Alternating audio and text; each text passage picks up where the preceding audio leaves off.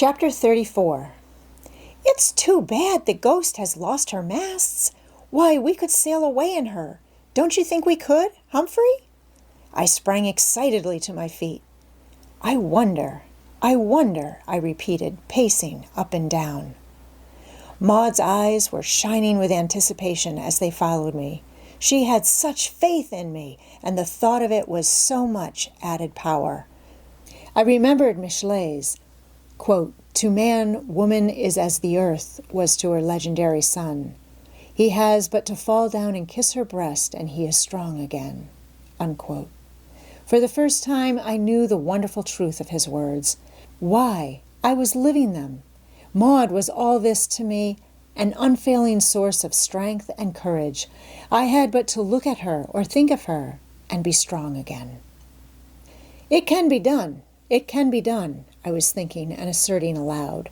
What men have done, I can do, and if they have never done this before, still, I can do it. What? For goodness sake, Maud demanded. Do be merciful. What is it you can do? We can do it, I amended. Why, nothing else than put the masts back into the Ghost and sail away. Humphrey! She exclaimed. And I felt as proud of my conception as if it were already a fact accomplished. But how is it possible to be done? She asked. I don't know, was my answer. I know only that I am capable of doing anything these days. I smiled proudly at her, too proudly, for she dropped her eyes and was for the moment silent. But there is Captain Larson, she objected. Blind and helpless, I answered promptly, waving him aside as a straw. But those terrible hands of his, you know how he leaped across the opening of the lazarette. And you know also how I crept about and avoided him, I contended gaily. And lost your shoes. You'd hardly expect them to avoid Wolf Larson without my feet inside of them. We both laughed, and then went seriously to work constructing the plan whereby we were to step the masts of the Ghost and return to the world. I remembered hazily the physics of my school days, while the last few months had given me practical experience with mechanical purchases. I must say, though, when we walked down to the Ghost to inspect more closely the task before us, that the sight of the great masts lying in the water almost disheartened me. Where were we to begin? If there had been one mast standing, something high up to which to fasten blocks and tackles, but there was nothing. It reminded me of the problem of lifting oneself by one's bootstraps. I understood the mechanics of levers, but where was I to get a fulcrum? There was the main mast, 15 inches in diameter at what was now the butt, still 65 feet in length, and weighing, I roughly calculated, at least 3,000 pounds. And then came the foremast, larger in diameter and weighing surely 3,500 pounds. Where was I to begin?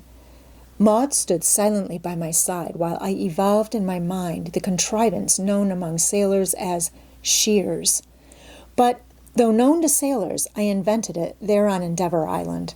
By crossing and lashing the ends of 2 spars and then elevating them in the air like an inverted V, I could get a point above the deck to which to make fast my hoisting tackle. To this hoisting tackle I could, if necessary, attach a second hoisting tackle, and then there was the windlass.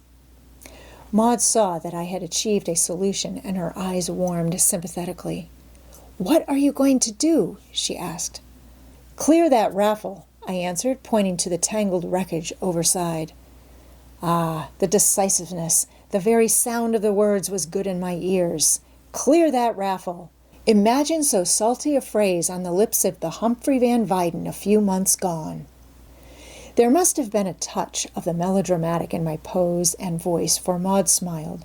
Her appreciation of the ridiculous was keen, and in all things she unerringly saw and felt where it existed. The touch of sham, the overshading, the overtone. It was this which had given poise and penetration to her own work and made her of worth to the world.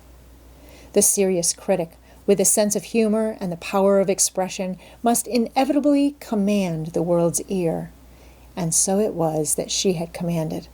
Her sense of humor was really the artist's instinct for proportion.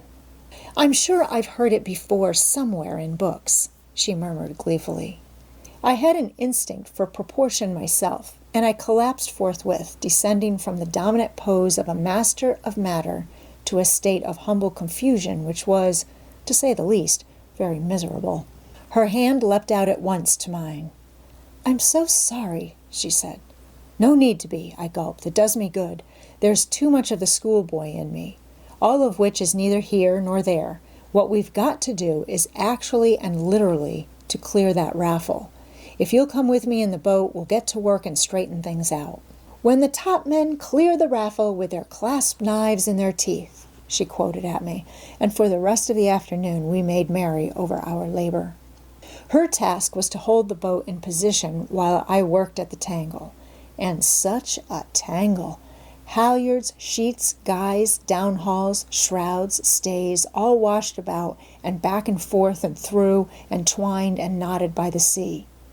I cut no more than was necessary, and what with passing the long ropes under and around the booms and masts, of unreeving the halyards and sheets, of coiling down in the boat and uncoiling in order to pass through another knot in the bight, I was soon wet to the skin.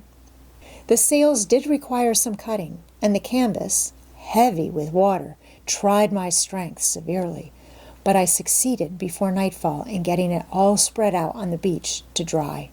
We were both very tired when we knocked off for supper, and we had done good work, too, though to the eye it appeared insignificant.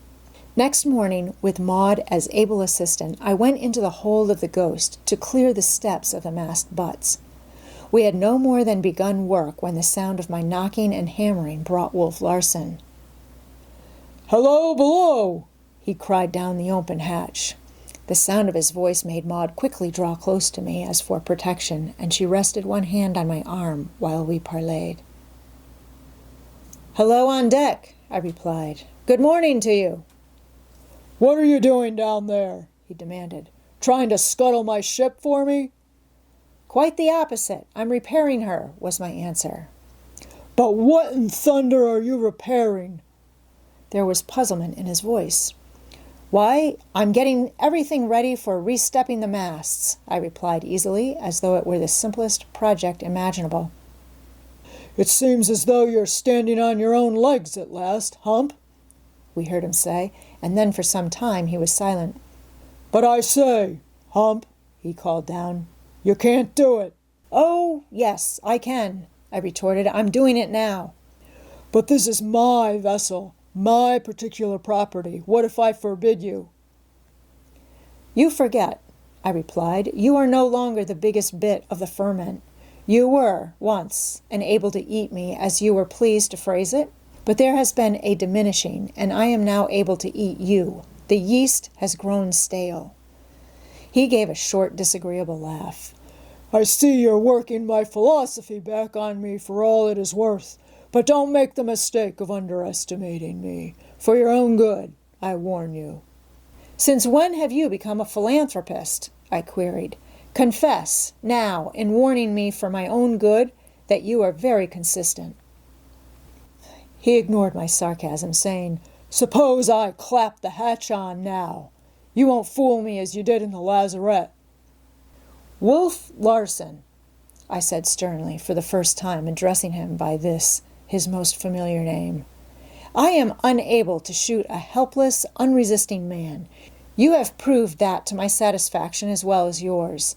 But I warn you now, and not so much for your own good as for mine, that I shall shoot you the moment you attempt a hostile act.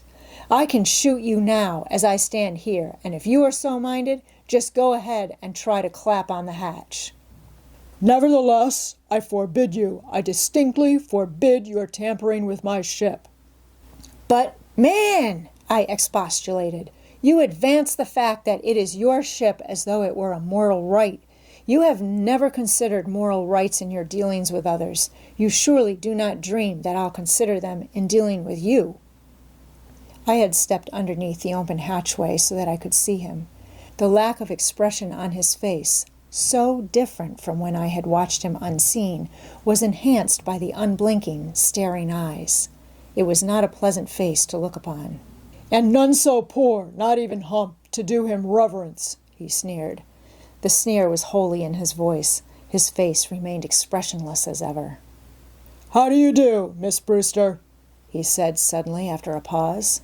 I started. She had made no noise whatever, had not even moved. Could it be that some glimmer of vision remained to him, or that his vision was coming back? How do you do, Captain Larson? She answered. Pray, how did you know I was here? Heard you breathing, of course. I say, Hump's improving, don't you think so? I don't know, she answered, smiling at me. I have never seen him otherwise. You should have seen him before, then.